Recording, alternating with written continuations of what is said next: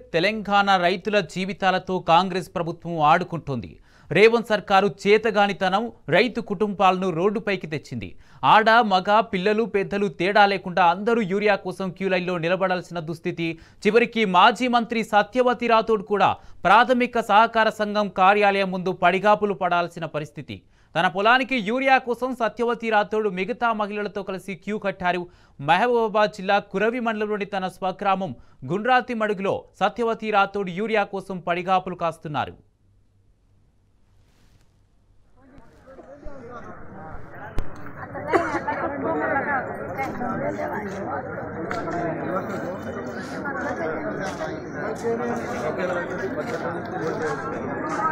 మా క్యూలో కూడా టోకెన్ ఇవ్వండి. ఎవరితో మాట్లాడలేదు,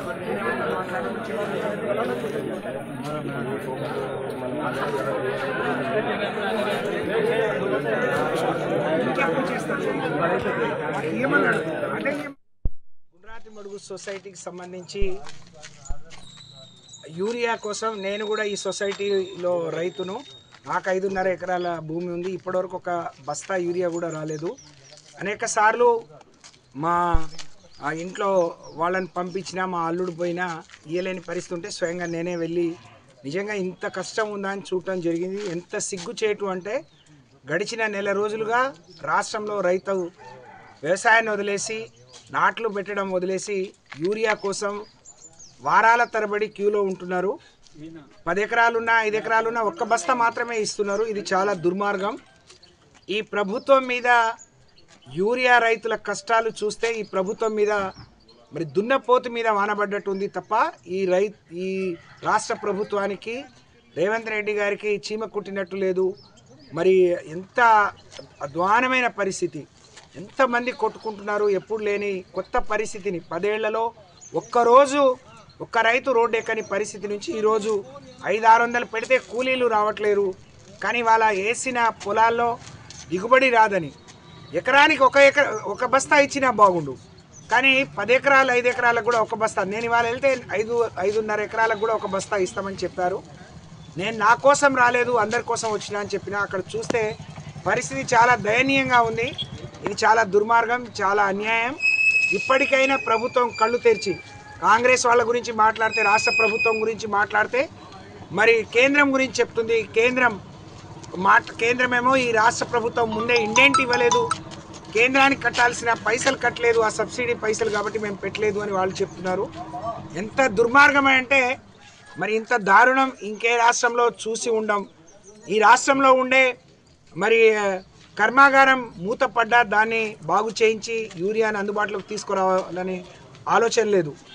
ఇక్కడ నుంచి కాంగ్రెస్ నుంచి బీజేపీ నుంచి 8 మంది రైతుల్ని కేంద్రానికి పంపిస్తే ఒక్కరోజు ఒక్క ఎంపీ రైతుల గురించి పార్లమెంట్లో ప్రస్తావించింది లేదు. ఇలాంటి దుర్మార్గులను, ఇలాంటి పనికి మాలిన వాళ్ళని, ఇలాంటి చేతగాని వాళ్ళను ఇవాళ పార్లమెంట్కి పంపిస్తే ప్రయోజనం లేదని ప్రజలు అనుకుంటున్నారు.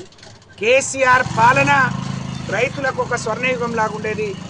ఆ రోజు ఒక రైతును రాజుగా చేసి నిలబెట్టాలని ఆయన విత్తనాలను అందుబాటులో ఉంచడం, ఎరువులను అందుబాటులో ఉంచడం, పంటలు కాపాడుకోవడానికి రైతు బంధు ఇవ్వటం, నీళ్లు ఇవ్వటం, పండిన పంటను కొనుగోలు చేసి రైతులకు అండగా నిలబడితే ఈరోజు ప్రభుత్వం మరి రైతుల ఆత్మహత్యలకు ఇప్పుడే మరి అప్రాజ్పల్లి దగ్గర 2 రైతులు యాక్సిడెంట్ అయి ప్రమాదంలో ఒక రైతు అప్పటికప్పుడే చనిపోయిండు, ఇంకో రైతు చావు బతుకులో ఉన్నాడు. ఇప్పుడే సమాచారం కూడా వచ్చింది.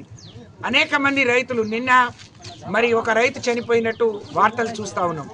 రోజు రైతులు చనిపోయినా వీళ్ళకి మాత్రం బుద్ధి రాలేదు, సోయి రాలేదు. ఇప్పటికైనా రాష్ట్ర ప్రభుత్వం కళ్ళు తెరిచి ఈ రాష్ట్రంలో ఉండే డిమాండ్ మేరకు యూరియా సరఫరా చేయాలి.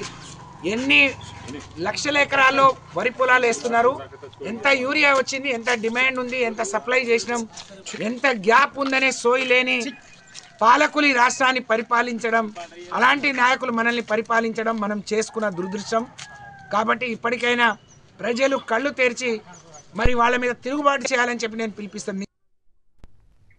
తెలంగాణ రైతుల జీవితాలతో కాంగ్రెస్ ప్రభుత్వం ఆడుకుంటుంది. రేవంత్ సర్కారు చేతగానితనం రైతు కుటుంబాలను రోడ్డుపైకి తెచ్చింది.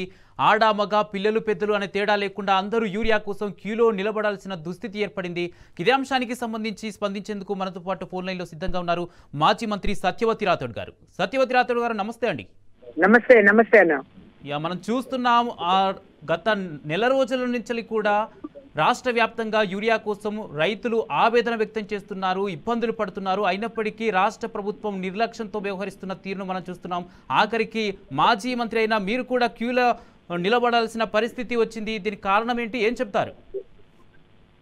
అంటే రైతుల కష్టాలు తెలియని వాడు, రైతు బిడ్డ కానివాడు ఈ రాష్ట్రాన్ని పాలిస్తే ఎట్లుంటుందో ఇవాళ మనం అనుభవిస్తా ఉన్నాం.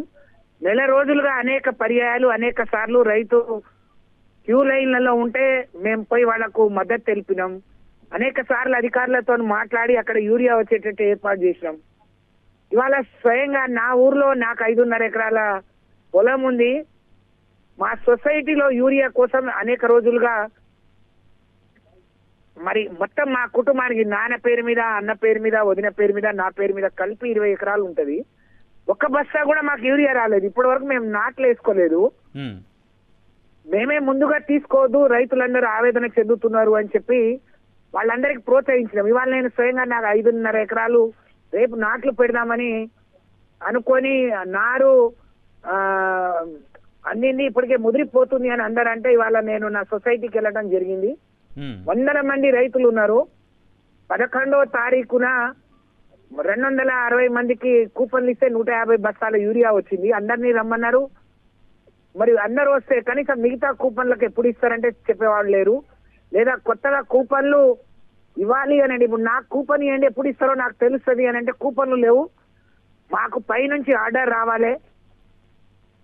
ఉన్న సొసైటీలో ఎన్ని ఎకరాలకు ఎంతమంది రైతులు ఉన్నారు, ఎంతమందికి ఇచ్చిన, ఎంతమంది ఇవ్వలేకపోయిండ్రు, వాళ్ళకి ఎప్పుడు ఇస్తారనే ఇన్ఫర్మేషన్ ఇవ్వాలి. ఇప్పుడు నాలాంటి వాళ్ళకి గతే ఇట్లుంటే సామాన్య రైతులది ఏంది అని అంటే ఒక ఎంఆర్ఓను ఎస్ఐని పెట్టిండ్రు కానీ అక్కడ సమాధానం చెప్పేవాళ్ళు లేరు. మాకు ఎలాంటి సమాచారం లేదు.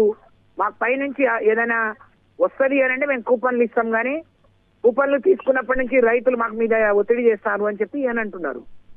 ఇంత దుర్మార్గం నేను ఎప్పుడు చూడలేదు. ఇంత అన్యాయం ఇవాళ అదను పోతుంది. 10 ఎకరాల రైతు కూడా ఒక బస్తా ఇస్తే ఎటు కాకుండా పోతుంది. కొంతమంది ఏమో బ్లాక్ మార్కెట్ చేసుకుంటా ఉన్నారు. దీనిని ఎప్పటికప్పుడు మానిటర్ చేయాల్సిన మంత్రి గారు కానీ ముఖ్యమంత్రి గారు కానీ దీని మీద జిల్లా కలెక్టర్లతోని పోలీసులు వేరే వాళ్ళ పనులన్నీ మానుకొని పరిపాలన వదిలేసి కేవలం యూరియా బస్తాలు ఇప్పించడానికి ఆ లైన్లను ఆర్డర్లో పెట్టడానికి మాత్రమే పనిచేస్తున్నారు. ఇది ఎప్పుడు చూడని పరిస్థితి. ఇంత దౌర్భాగ్యం నేను మొదటిసారి ఇక్కడ చూడటం జరిగింది. అందుకనే నేను క్యూ లైన్ లో స్వయంగా నిలబడితే నాకు కూపన్ ఇచ్చిండ్రు కానీ ఎప్పుడు ఇచ్చేది కూడా చెప్పలేమన్నారు. ఆ కూపన్లు కూడా ఆయనతో మీరు వస్తే ఇచ్చిండ్రు తప్ప మరి అది కూడా ఇవ్వకపోదురు కానీ రైతులు ఆవేదన చెందుతున్నారు. అంటే రాష్ట్రంలో రైతుల పరిస్థితి ఎంత దిగజారి పోయింది, ఎంత అధ్వానంగా ఉందో మరి ఈ పాలకులు గుర్తించాలని చెప్పి నేను డిమాండ్ చేస్తున్నాను. అందుకనే రైతు కానివాడు, రైతు సమస్యలు తెలియని వాడు పాలకుడైతే ఇలాంటి గతి రైతులకు పట్టింది. 10 ఏళ్ళు రైతులకు ఒక స్వర్ణయుగం లాగా వాళ్ళకు కావలసిన ఆయన్ని సమకూర్చిన నాయకుడు కేసీఆర్ గారు. ఆయన లేని లోటు, ఆయన అధికారంలో లేకపోతే ఎంత లోటు ఇవాళ రైతులు స్వయంగా చెప్తా ఉన్నారు. కాంగ్రెస్ పార్టీకి ఓట్లు వేసినాం, మాకు బుద్ధి వచ్చింది, ఇలాంటి తప్పు ఇప్పుడు జీవితంలో చేయము అని చెప్పి వాళ్ళు చెప్పే కాడికి వచ్చింది అని అంటే మరి ఈ రాష్ట్రంలో రైతుల గోస ఏ విధంగా ఉంది, యూరియా కొరత ఏ విధంగా ఉంది, ఎంత తీవ్రంగా ఉంది. వాళ్ళ ఈ సంవత్సరం మనం పెట్టుబడి కూడా గణనీయంగా తగ్గిపోయే పరిస్థితి ఉంది. కాబట్టి దీని ఇప్పటికైనా గమనించాలి పాలకులు. రైతులకు ఇంకెంత యూరియా డిమాండ్ ఉందో ఆ మేరకు మరి అవసరమైతే కేంద్రం దగ్గర కొట్లాడి మీకు చేత కాకపోతే మమ్మల్ని తీసుకెళ్ళండి.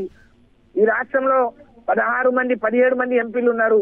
ఇటు కాంగ్రెస్ కి 8 మంది, బీజేపీకి 8 మంది, కనీసం 8 మెట్రిక్ టన్నులైనా యూరియా సాధించలేని దద్దమ్మలు ఎంపీలుగా ఉండడం మేము చేసుకున్న దురదృష్టం అని చెప్పి ఈ సందర్భంగా తెలియజేస్తూ బాధాకరం ఏంటంటే నేను క్యూలో నిలబడటం కాదు, రైతులు కాదు, కానీ ఇప్పుడే ఒక యువ రైతు ధరావత్ వీరన్న అనే రైతు, ఇద్దరు రైతులు చనిపోయినారు.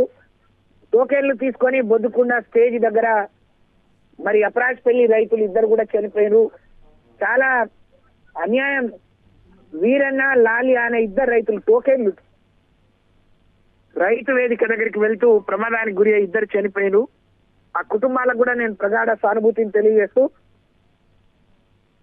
ఇవాళ జరుగుతున్న రైతు మరణాలకు కాంగ్రెస్ పార్టీ మరణాలు, ఈ ప్రభుత్వ హత్యలు, ఈ కుటుంబాలను కూడా ఆదుకోవాలని చెప్పి నేను డిమాండ్ చేస్తా ఉన్నా. రైట్, థ్యాంక్ యూ అండి, థ్యాంక్ యూ సత్యవతి రాథోడ్.